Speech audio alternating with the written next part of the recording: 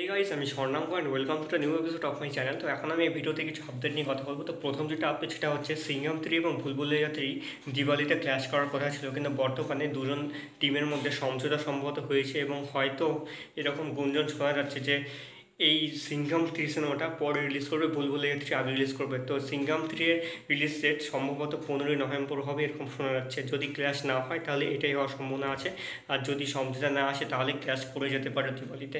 দেখা যাক কী হয়। এটা হচ্ছে প্রথম আপডেট। দ্বিতীয় আপডেট হচ্ছে ভেদাইয়া, যে এই সিনেমাটা রজনীকান্তের সিনেমা, যেটা আপকামিং পুজোতে আসছে, যেটা পুজোতে রিলিজ ডেট আছে 10ই অক্টোবর, যেখানে রজনীকান্ত এবং অমিতাভ বচ্চন বহু সময় পরে একসঙ্গে আসছেন এবং যেখানে ফাহাদ ফাসিল, হৃতিকা সিং, রানা ডাগ্গুপতি, মঞ্জু ওয়ারিয়ার একসঙ্গে রয়েছেন।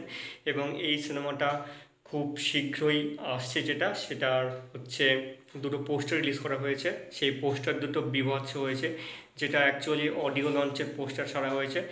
দেখতে চরম লাগছে, একটা জায়গার মধ্যে এতজন হেভি হেভি লোকজন একসাথে রয়েছে। তো এই ছিল আজকে দ্বিতীয় আপডেট। থার্ড আপডেট এবং লাস্ট আপডেট হচ্ছে আমাদের বাংলা ঋষভ বসু, যাকে তোমরা শ্রীকান্ত সিজন 1-এ একটা অনেক বড় রোল করতে দেখেছো। এছাড়া জলপুরি নাম মনে হয়, আমার সিনেমার নামটা পুরোপুরি মনে পড়ছে না। তিনি অনেকগুলো এর পর কাজ করেছেন, যেগুলো বেশ কিছু ভালো বেশ কিছু খারাপ মিক্স আছে।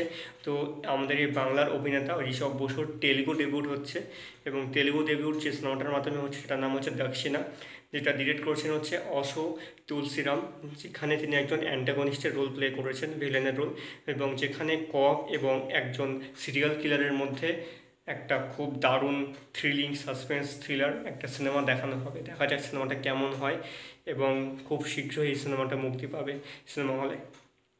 তো এই ছিল আজকের আপডেট। কেমন লাগলো অবশ্যই কমেন্ট করে জানিও। ভালো লেগে থাকলে চ্যানেলটিকে সাবস্ক্রাইব করে দিও।